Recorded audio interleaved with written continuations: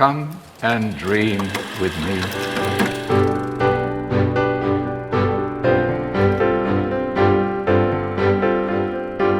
Hello, welcome to this What Do You Want to Watch Spoilercast for Zack Snyder's Justice League. I'm actually able to joining me today, Dylan Blight. Hello, happy to be here today. Fine Cheerio day. And joining us to discuss this final part of the Snyderverse, Radio Watson's Buddy Watson.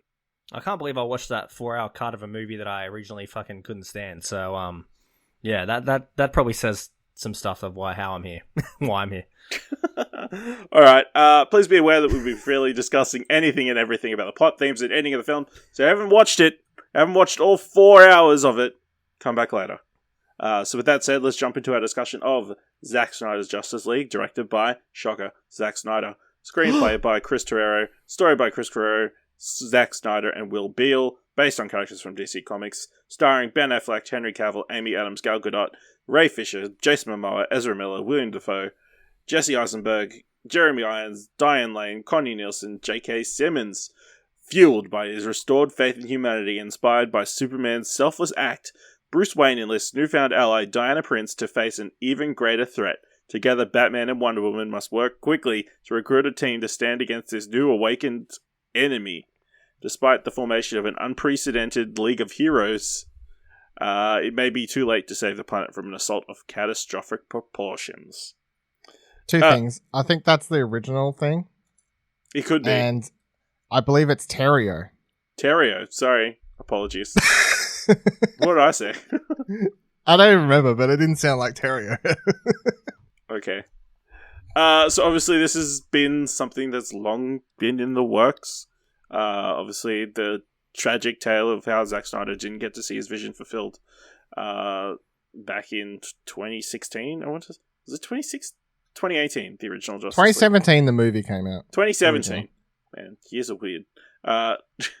Obviously, directed and cut by Joss Whedon. Cut by Joss Whedon and a bunch of Warner Brothers executives. Critically panned. Nobody really loved that movie. And ever since people have been asking about the Snyder Cut. And, Warner Brothers finally relented, releasing this film.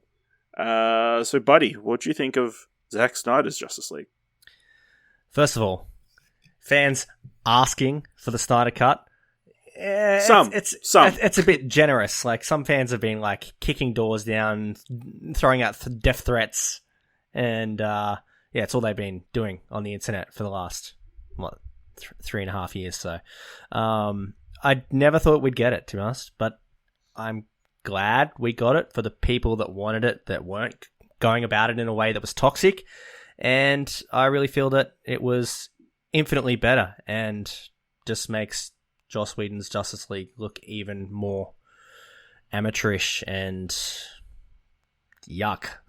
Just, yeah, no good. It improves in every single way. And you'd hope so with the runtime.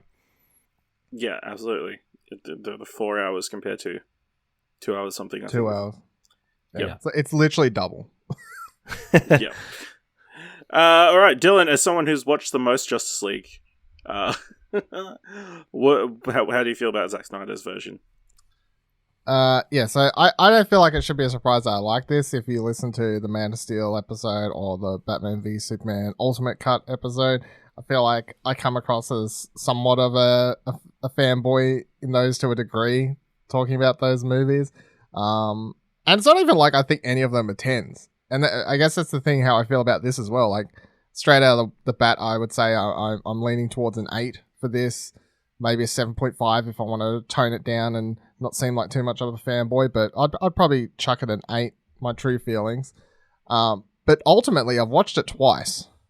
And I've enjoyed it both times. And I can't decide if I'm just enjoying it because it's so much better than the original version. And it's more in line with what I was excited for years ago, like what I was originally promised. And that's not to say that I don't even have problems with the movie. Of course I got problems with the movie, but it's more in line where if I'd watched this originally and walked out of cinema, I would have been like, this was great, that was great, oh, too bad about this. It would have been more of a like proper discussion about what was good, what was not. Whereas watching the original, it was just, what the fuck was that? You know, and it's just, I just had nothing. It was so deflating.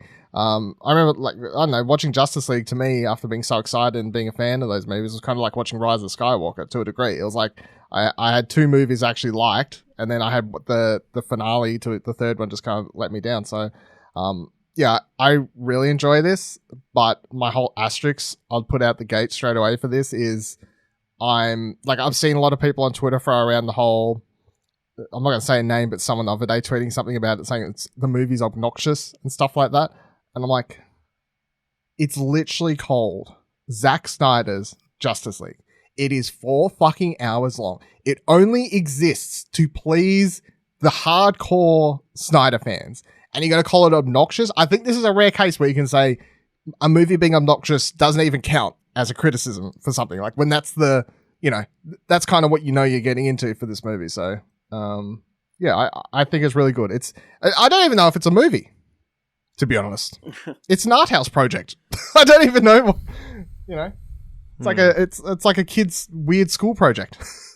Yeah, absolutely. Yeah, I enjoyed it as well.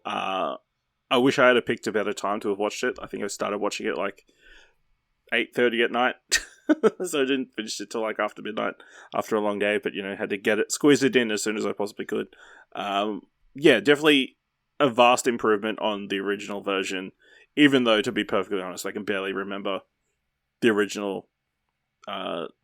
Lucky I rewatched it for this podcast. So. Yeah, the theatrical version of Justice League, because it was kind of unmemorable. But then, obviously, when you watch it back, like certain scenes, you're like, oh yeah, that thing happened. I feel like the basic premise of the two films are very similar. It's not like vastly different within like the main plot. Joss Whedon didn't start the movie from scratch. He came in and picked up what it had. Yeah. So there's only the bare bones structure of the movie still exists, obviously. Yeah, and obviously that's what they did. They created a bare bones version of the film, adding.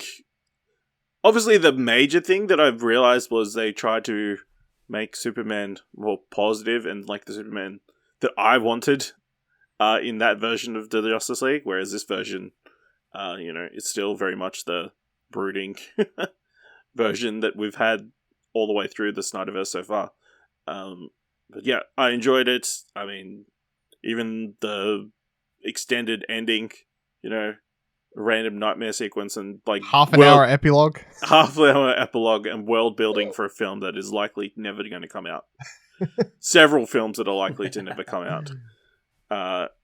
Yeah, so I had a good time. All right, how about we think things off with the aspect ratio? That seemed to be a thing that oddly has annoyed a lot of people. How do you feel about having to watch the entire film with black bars on the sides?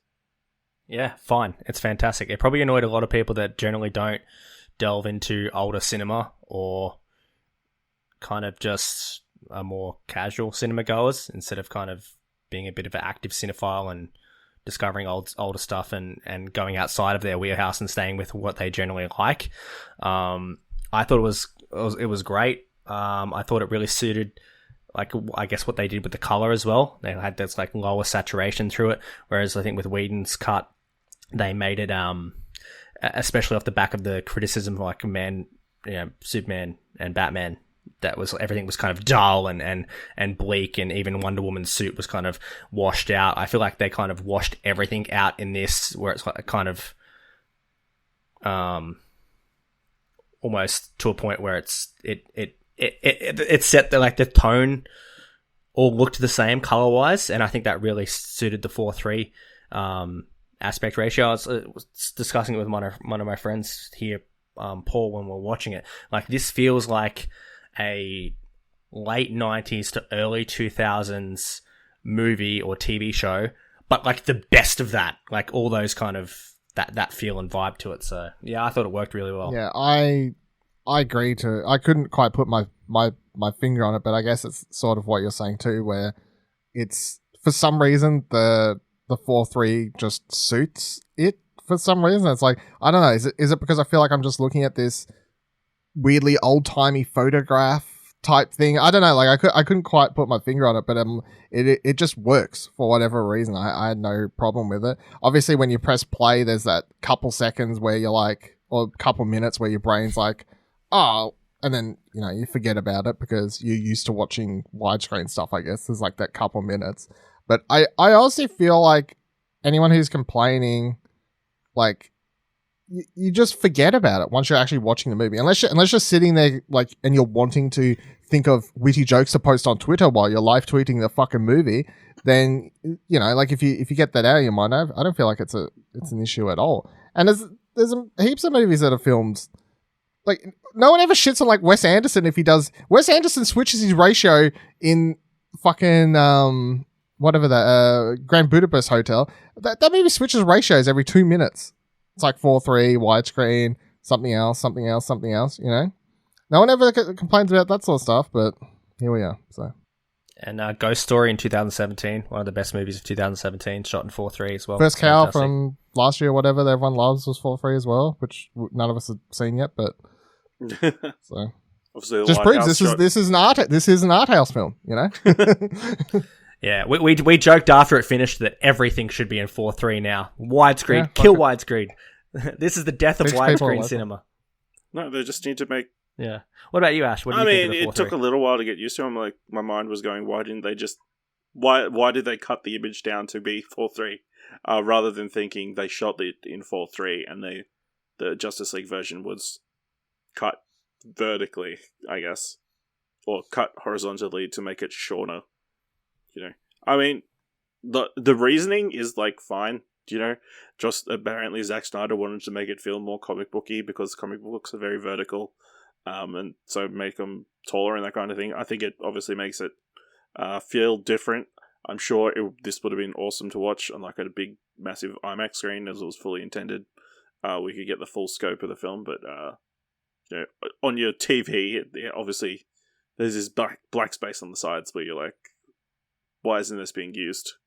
I don't know. Maybe just turn off the lights and you actually don't. Yeah, the black space on the side. You just notice the image. We watched it in the dark, so yeah, that's true. All right. Obviously, vast change to Cyborg. This version. Pretty much universal praise about the like the rework. His story being expanded and kind of working as like the central. Like a key character and like a proper fully rounded character, whereas in the theatrical version he was kind of there, and from what we've heard, probably because a certain person on that staff did not like Ray Fisher very much.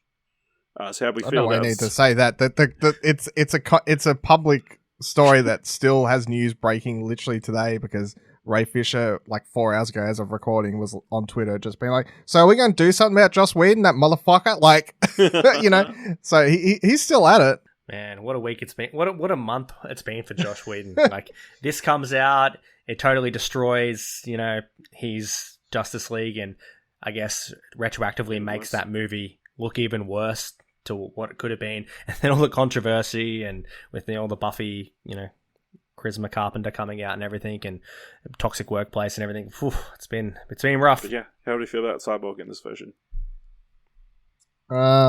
It's not even comparable. It's like having a character in this version versus not having a character in that one. Like if you had asked me after watching the original one, hey, do you want a Cyborg movie? I would have been like, no, I don't give a fuck about Cyborg movie. I don't care. Whereas the biggest takeaway I have from this one was watching this movie, the number one of my like sort of key criticisms about the movie is there's too many characters. They're trying to do origin story type stuff, Flash and Cyborg and whatever. And I mean, this is all Warner Brothers' fault for trying to rush to Justice League. So I don't even blame Snyder for that to a degree. But the thing about watching this one is Cyborg's origin story and all that is so interesting that I'm like, why couldn't he have had...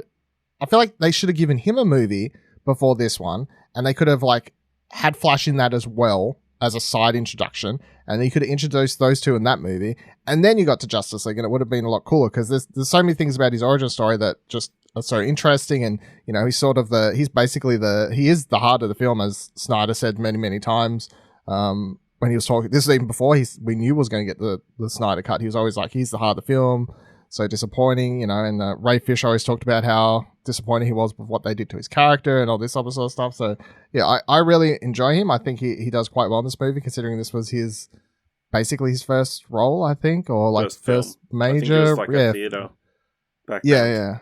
Yeah. So it's like he shows up and kicks some ass, I think, in this. He does the dramatic stuff type really well, and I enjoy the way he portrays the robotic element. Like, I know that there's like a fine line between like overacting that to be like kind of silly robotic, but I like the way he has that sort of like deadpan-ish delivery when he's cyborg mode or whatever, and you're like, yeah, it's because he's a fucking cyborg, so I get it. Yeah, I enjoy him in this one, and adding all the stuff in with his dad, and they completely changed his dad's storyline in this movie.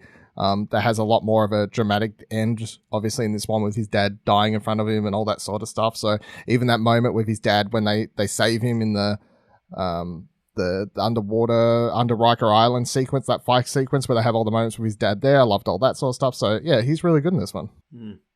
Yeah, really good. Even in the Whedon's 2017 Justice League, he kind of just pops up. And you really feel like, okay, are the things that I should be knowing about this character already? Like, it feels like they rushed everything with the characters and everything. It was like a rush to catch up with Marvel and everything. Like, okay, now we're just going to throw our characters in our one movie and kind of just make it work. And there's no real context for it. At least with this, I felt like this was almost like his origin story and his actual motivations and kind of understanding his character throughout it. Like, I feel like this movie is like a series of vignettes up until like kind of the climax. So this could almost be like Cyborg's movie, like you were saying, that could have been his origin story, and then maybe we didn't need it to come out to 4 hours or whatever because we already had that context in a previous film or something. But I don't really care too much about Cyborg as a character, but it made complete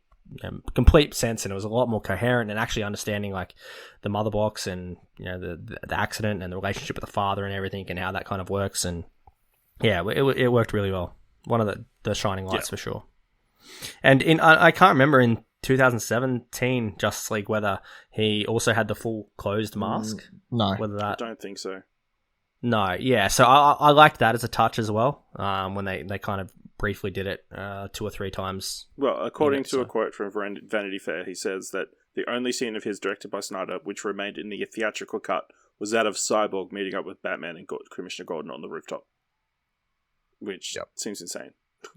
Yep. But if you watch back that movie like I did, it is shocking just how little of the Snyder footage is actually in that movie. It's crazy.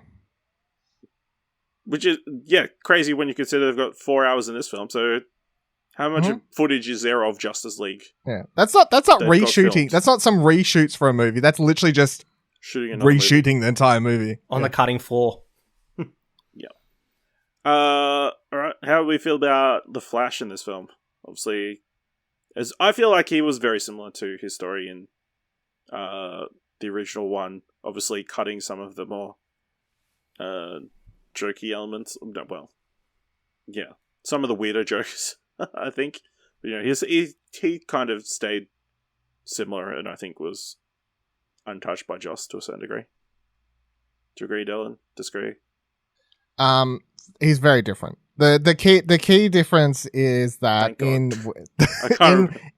in Whedon's version, he's a scared Flash who's portrayed as like someone who's not using his powers really for much other than stealing milk or something like that, and he's never really fought bad guys before. And they have in the under Riker's Island fight, one of the key sequences there is when they show up and they see Steppenwolf, and Flash is like, oh, what am I supposed to do? And Batman has this moment where he goes, you just need to save one person, and all that matters is if you save one person, blah, blah, blah. And I can understand that some people may like that way because it's sort of like Batman giving an emotional speech, I guess, to Flash to help him. I prefer him in this just being like, he's obviously someone who's not a superhero, like he's not incapable or portrayed as scared. He's just sort of like, what do we actually do? Like there's some funny quips like when he gets the people outside Rikers Island, and then Cyborg's like back inside and he's like, right, sword lady, big scary monster's cool, but he's not like scared. He's just like, rails it off and then he runs back inside. So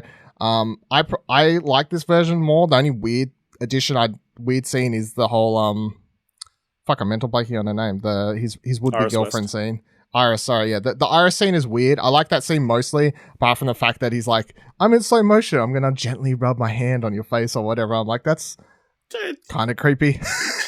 That hair was in the way, you know? Nah, It definitely wasn't yeah. going to be moved when he flipped a quarter on the ground, but... No, it's that. Other than that sequence is great, especially the special effects and everything as he goes to move and his shoes just like fucking explode and he puts his finger on the glass and it just like pops, you know, like everything in that sequence is great until he's like, hey pretty lady, like I like you. So that was my one thing I didn't particularly like, but yeah, other than that, it's not a major change, but it is, I think, a substantial change just about his like inner character, I guess. Yeah, buddy. Yeah, I liked him all in this as well. I feel like it was a running theme through the whole, you know, Zack Snyder's cut, that they really didn't go overboard with the humor. Once again, comparing it to Marvel and trying to play catch up and trying to be more similar to their films, which was, I guess, the 2017 version with the bright colors, the quips and all that kind of stuff. So I feel like that even though they had those kind of jokes here and there, that they were still kind of spaced out a bit more, and they weren't like corny overkill type, roll my eyes, or kind of ruining the tone of the film. Like it was kind of just enough sprinkled in. So there was another moment where Wonder Woman, she has her big first fight sequence and saves the schoolgirls in that scene. And then I think in the original cut, we kind of soon after we get, Diana back at her job, and her, like, what did you do on the weekend line is in there about, what did you do on the weekend? Oh, nothing exciting. But that was very close to her fight sequence. So it was kind of mimicked to be, oh, well, she just did this on the weekend. And now she's like, not much at all. But yeah.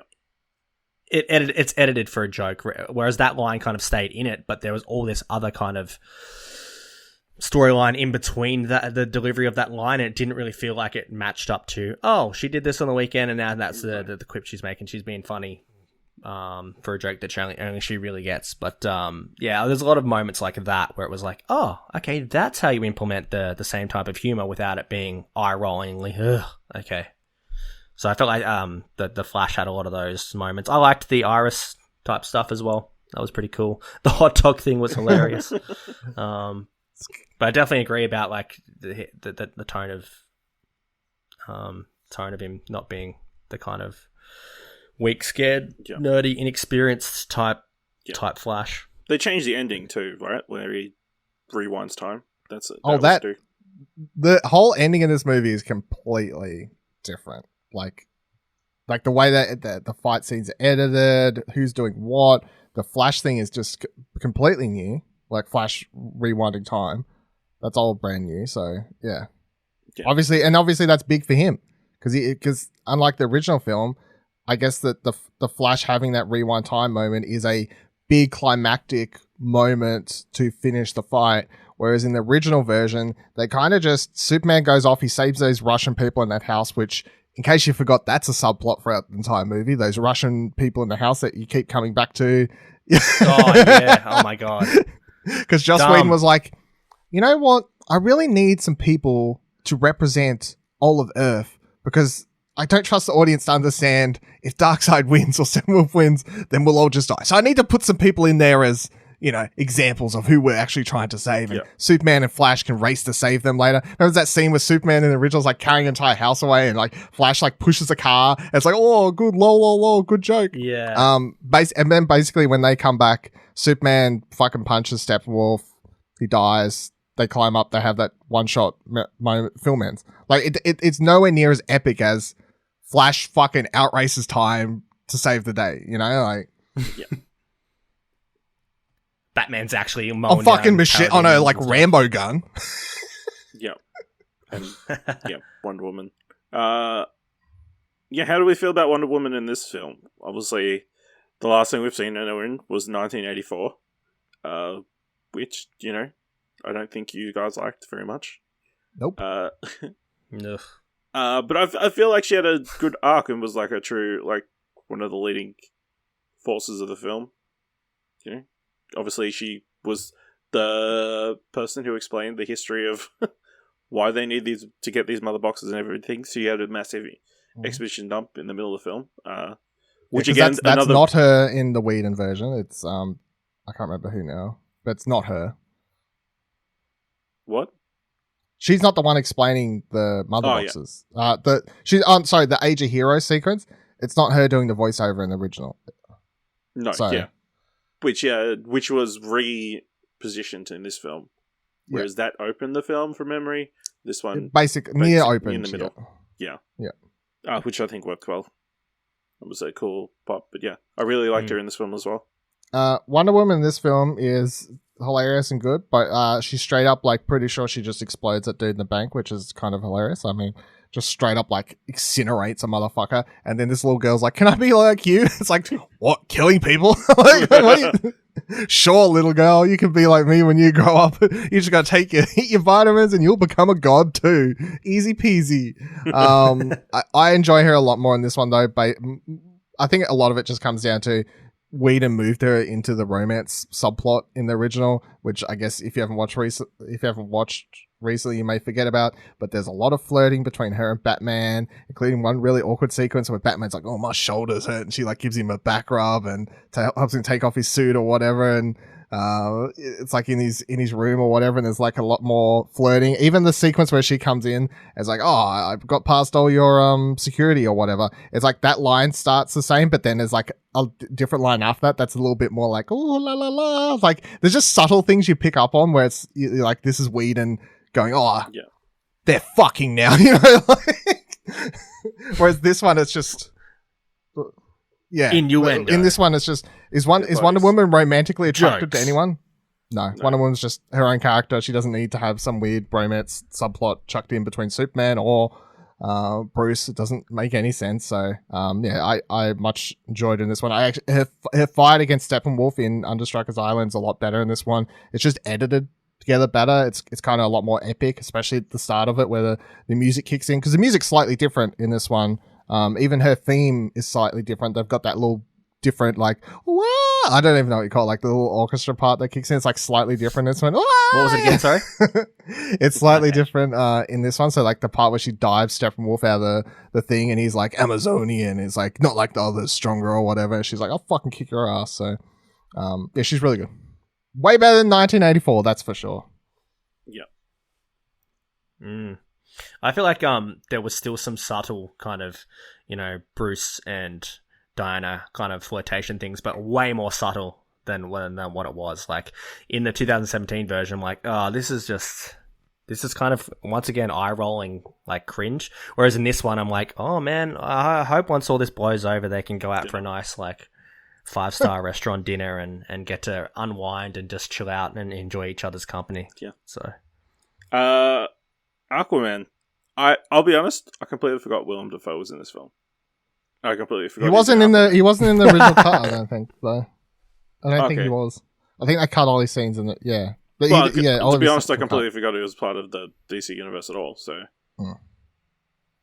He was crazy in this. He's like, a few scenes. It's like, this is Willem Dafoe. Like, it was like when Nick Cage pops up in a movie now doing crazy Nick Cage. This is like Willem Dafoe popping up with his like. He was practicing for the Lighthouse. That type stuff. Yes. Oh, it's a prequel. He's just finished the Lighthouse, and then he's. What happens at the end of the Lighthouse? No spoilers, but he didn't. What happens in that movie didn't actually happen, and instead he just dove into the water. And this is set after the Lighthouse. Yeah, that makes sense. Timeline-wise as well. Yeah. Yeah, that movie was that movie 4-3 as well. Pretty close, something like that. Yeah, all comes together. Yeah, Aquaman's great. They didn't really change much about Aquaman in this one. Obviously, some line differences, subtle differences. A few less corny lines, just more straight up. In the Whedon's version, he's more of that like Hawaiian surfer dude. And this one, he's just more of a. I don't know. He's just more of a badass, I guess. He's less Thor in this. And more like kind of your brooding Batman or like you said, badass. Because even there's some subtle differences in that scene where he like surfboards that parademon down in the final sequence. It's like a lot shorter in this one. He just kind of dives on the dude and then hits the ground. He does the whole like hair wave thing, but then Whedon's cut, it's slightly longer and it has like a more of a woohoo, like yeah, dude, whatever. It's like it's like the subtle changes that make the differences sometimes between how you're trying to portray a character, I guess. Yeah, and there was also that really great scene, I feel, the dialogue added when they're digging up the mother box in Cyborg's grave, and you have that conversation between him and Diana, where he's like, so an Amazonian and Atlantean. Atlantean, you know, like it's stuff like that I enjoyed as well. Yeah, I definitely feel like he was more, they strayed away from all the corny shit that they had in the original. He has some really cool moments, obviously, popping out of Rikers Island for the first time. Don't remember it being that impressive. Or if it even played out like that.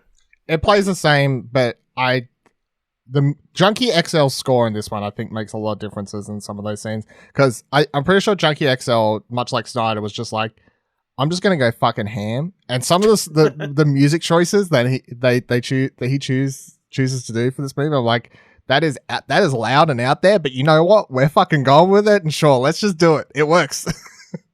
Yeah, absolutely. And then I guess Batman. Obviously, he's vastly changed in this film as well. More this, I feel like from memory, in the Justice League one, he was very focused on bringing back Superman anyway, anyhow. In this one, he's more focused on stopping the end of the world. And he's not as jokey and corny as he was in the original version. Is that fair to say?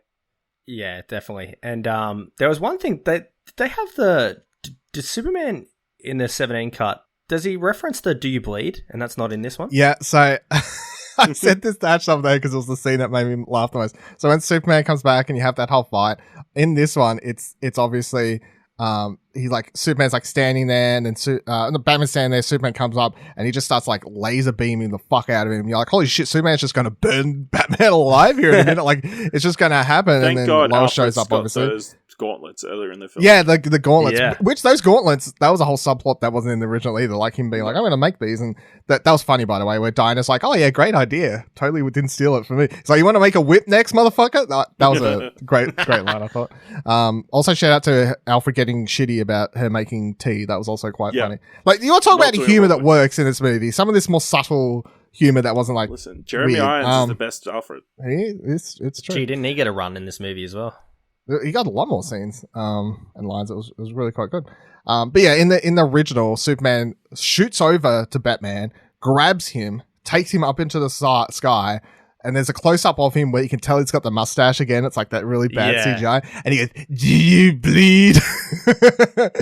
And then he fucking then Lois comes in. Alfred drops off Lois because that was another big difference. In this one, Lois is there because she's been coming there every day. That was the whole subplot in this movie where she keeps coming back. She keeps coming back. Whereas in the original, Batman had this backup plan where he's like, man, he goes on his comm when he's in the air and goes, Alfred, bring in the big guns. And it's to drop off Lois. That was the whole their secret plan or whatever. So anyway, Lois comes in. She was the key.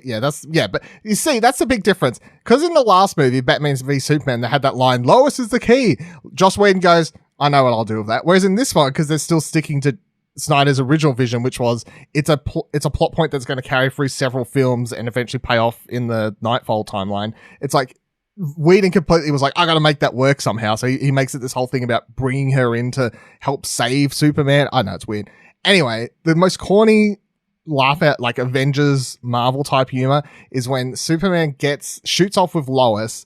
And then he drops Batman on the ground, and you have this overhead camera shot of Batman on the ground, and he goes, I do now, or something like that in response to the bleeding. That's just so bad.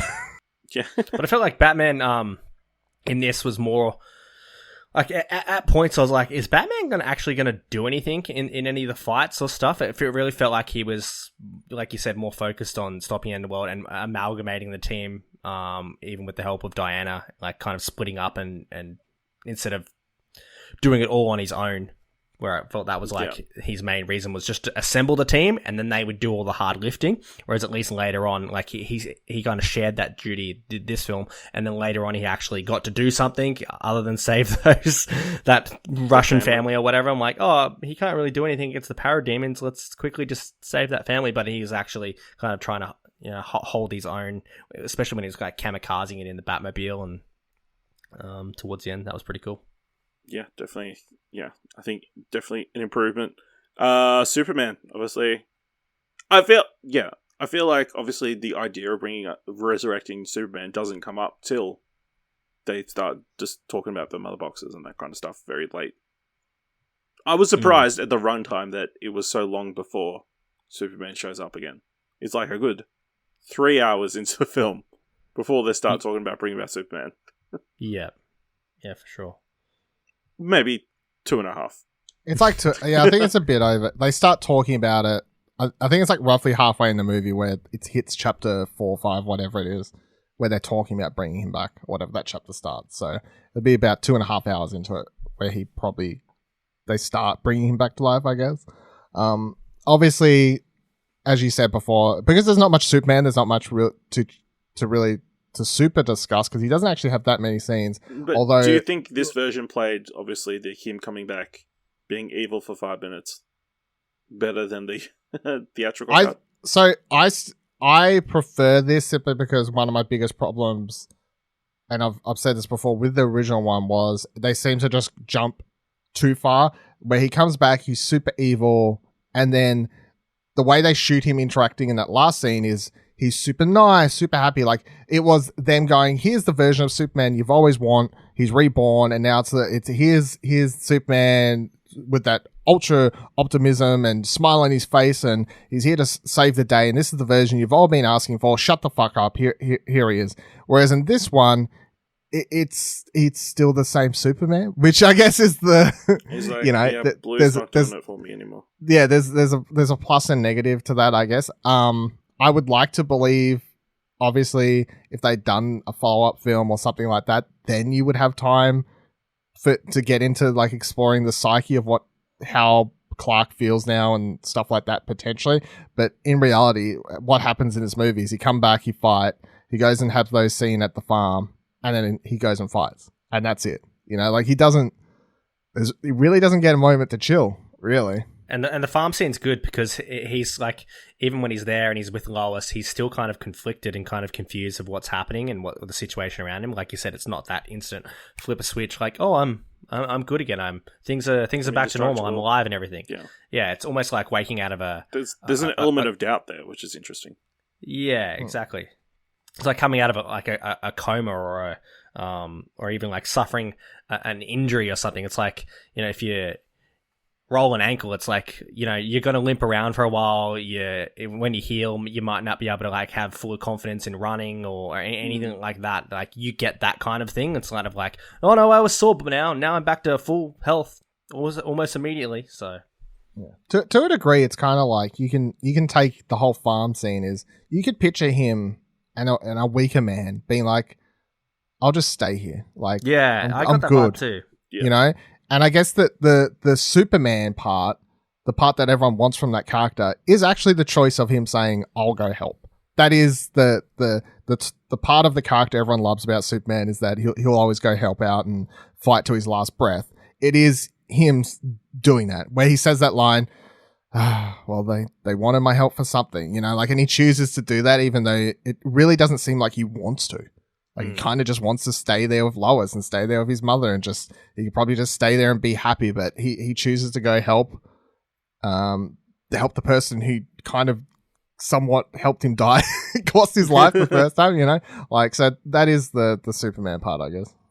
Yeah, absolutely. Steppenwolf. I feel like this was a vast improvement. And there's they just must have done like a complete redesign, it looks like. From what it's night and day difference if you actually look at the character design. Just try to make him more human looking is the easiest way to explain it. Whereas obviously in this he looks very alien, which I appreciated. I think the armor, like, it's not amazing, but it's interesting with the spikes. I would say I feel like the CGI of him could have been better, and I don't know if I can put a lot of that down to the film is technically 4 years old, nearly at this point, and there have been interviews with like Weta people or whoever worked on it, and then being like, this movie wasn't as easy to work on as people sounded like, because there was an interview of someone being like, imagine you've gone back to files that were made 4 or 5 years ago and how fast technology moves. And some people are suddenly like, make this as good as today. And they're like, that's not how it works. Like we're working on these. Why won't my DOS game run? Yeah, pretty much, which is an interesting, because it's very easy for people like us to be like, just make the special effects good, and the special effects people are like, that's not how it fucking works, dude. Like, we're working with these really old files. So I appreciate that interview. I can't remember where it was, but it was a good read. I really liked his design. I appreciate them just actually committing to, they're fucking aliens, dude. Like, just you don't need to make them not look like aliens. And weirdly, because he looks more alien, but he's also more humane, because he has a story. In the original, Steppenwolf literally is the most boring villain type, which is just, I'm going to smash things, I want to take over the world. I'm like, fucking yawn. I'm so sick of you. Whereas in this one, they actually had a vulnerability to Steppenwolf. You have this whole, he's scared of Darkseid. You get this sort of hints at backstory where he's obviously done something to piss him off, that he's got this like 1,000-year sentence or whatever. You get the sense that he's scared. You get the sense that he wants to return home, that he's, been doing this for years or whatever. Like, and none of this is said. It's all just sort of hinted at, and subtle character moments or whatever, which you got none of that in the original version of the character. So yeah, I definitely feel like it's a tenfold improvement. And I know it's different character, but I also think having Darkseid be the head villain also helps Steppenwolf in this movie, because you're not like in the original, because they just portrayed Steppenwolf as the big be-all villain. You were like, what is this dude's problem? Like, it made it more annoying that you didn't know more about him, because you're like, why does he have such a big chip on his shoulder? Like, what's this dude's story? Yeah, that was really good. I agree about the CGI. The CGI is probably one of or the green screen or whatever, special effects, were just one of the things that really still was off-putting for me. And one of the kind of meh type things. But I agree that the armor was definitely, agree with you, Ash, that the armor looked way cooler. Who was he speaking to when he was putting the boxes into the kind of monolith type thing? Desard, yeah. Yeah, that was probably the coolest special effects. Like, that looked awesome. Yeah, the metal hologram, I guess I'm going to call it. Yeah, I really liked that the most out of any of the new kind of effects or implementation of that. So, yeah, I agree with you, Dylan, everything you said about the the motivation. Once again, knowing the villain's motivations, not just big bad wants to be big and bad and destroy things. Enjoyed his poutiness. His pouty face. Yeah. All right, yeah. I guess epilogue. Unless there's anything else you guys want to talk about the main part of the story. Nah. I do like that the epilogue, once again, like that dream sequence is... I was like, when are we getting the dream sequence? When's the extended nightmare? Like, when's all this coming? All that stuff. When are we going to find out about how we live in a society? When are we seeing the Joker? When's all this happening? And for it to happen in the epilogue towards the end, I'm like, well, this is actually really good, because it makes sense. Once again, it's all more coherent instead of just jamming it somewhere in the middle, happening for no fucking reason whatsoever. So the placement of it I thought was really good. And it was like, once again, there's that word a bit obnoxious or self-indulgent, like you said earlier, Ash, setting things up for movies that we're never going to get. It's almost like a disappointment seeing it, and especially like Leto's Joker. I'm like, oh, really? This is what we could have had in Suicide Squad without the gangster tattoos and stuff. Like, I like this a lot more. And so in some ways, and then it was frustrating, the epilogue in ways. But I liked it for what it was. Obviously, it was like the epilogue means nothing in any kind of realm whatsoever, but it's like fan service and whatever. It's more of like a what could have been, with everything. So yeah, the epilogue's funny, because if we lived in a world where this movie had released like this properly, and he was already shooting Justice League Part 2 or whatever, which we were supposed to get, then you would have watched the epilogue, you would have seen this all, and you would have been like, fuck, man, like, next year's gonna, like, I can't wait till next year when the next one comes out. You know, like, kind of like how people felt, you know, when everyone watched Infinity War, there was like, fuck, like, when's Endgame out kind of thing, you know, when's the next part of this story? Whereas, obviously, because we know, well, 99% sure we're not getting a sequel to this, it is, I guess, even if you're not thinking about it, like, subconsciously, because you know that, your brain's like, all of this is pointless. Like, because literally everything in the epilogue is nothing to do with the last 3.5 hours you've watched. It is all set up. And because it's all set up for something you know you're not going to get, you're just like, why do I care? I get because I've seen a lot of people complain about the epilogue and be like, it's too long, it's useless, like all this sort of stuff. I really like it though. It's probably one of my favorite parts of the movie. And and that is just definitely because I'm like, fuck, I would love this so much. Leto's so good here as the Joker. All these characters, this is great. All this setting up the nightmare timeline stuff, continuing on that train after BVS. Like the whole idea that Zack Snyder's plan was apparently to eventually just lead to where this does happen, and pretty much an entire movie would have been set during the nightmare timeline, and would have been like having to save the day and kind of reverse what happened and save Lois because she's the key, you know, like he would have been hinting at that for several films and all these other sort of things. So I kind of appreciate it for that. And I guess on the whole, maybe, because I've seen people be like, maybe you should have cut it. Like, no, you shouldn't have, because what y'all wanted to see, what everyone was asking for years, was to see his version of the film, the one he originally wanted to put out. And that's what he said. Like I watched that whole hour-long interview of him that IGN did or whatever. And in that, before the film release, he got asked, like, did you change anything? Did you add anything? And in that, he said, no, he's like, we just finished the movie that I wanted to make. This is all it is. So, you know, it's what you wanted. It's what everyone wanted to see. The whole by the way, the Joker and Batman exchange, it's like riding on the line of being like so over the top cringy at the same time. And I'm like, man, as I'm watching it the first time, I'm like, I'm not sure if this is good or bad, or like so bad it's good. But then it gets to the part where he's like, and I will fucking kill you, or whatever. I'm like, man, I don't know, this shit's good. I'm like, I'm loving this. I don't care. Just like, and the fact you can tell Snyder's just like filming this and just having the time of his life. He's like, I mean, because like all the weird like focal choices on like where it goes on full focus on the card for so long, and then like he waves it around. It's like for way too long, and he draws it away, and the camera like takes the stupidest amount of time to go back into focus on Leto's face. I'm like, you just tell that they were out there for a day or whatever in that green screen room, and they was having a bowl. You could tell Leto probably enjoyed this. He's tweeted about really enjoying it and stuff like that. So I don't know, it's fun. Okay, appreciate it for what it is, I guess. Yeah. Really interesting. Obviously, unlikely to ever get anything from it, but you know, never say never. And you know, maybe not in film format, but some other format we might be able to get some closure somehow. But yeah, another interesting tidbit. Obviously, the Deathstroke stuff with the Legion of Doom, Jesse Eisenberg's Lex Luthor, definitely feeling more like the Lex Luthor we know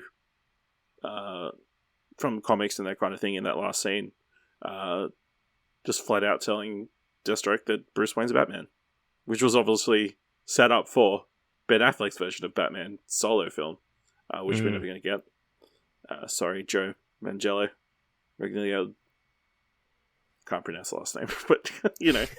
I think you got it. Isn't it Joe Manganiello or whatever? No, it might be. Yeah, but yeah. Okay. And then we see a version of him in the Death Stream, the Nightfall sequence as well. So, and then the other thing was the introduction of Martian Manhunter, played by Harry Lennox. I want to say off the top of my head. Yeah, I think that's right. Who obviously was in Man of Steel and Batman v Superman.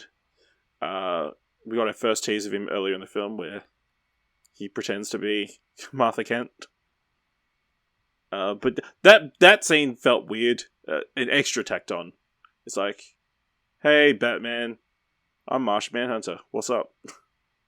Again, completely pointless film just to set up Martian Manhunter being part of the main. I think even if it was in the sequel, even in the version of film that would have come out in cinema 3 years ago, that still would have felt very weird. See, I think, my thing is, they actually took the after credit scene, which is the Deathstroke Luthor on a boat. That was the after credit scene from the original release of the film.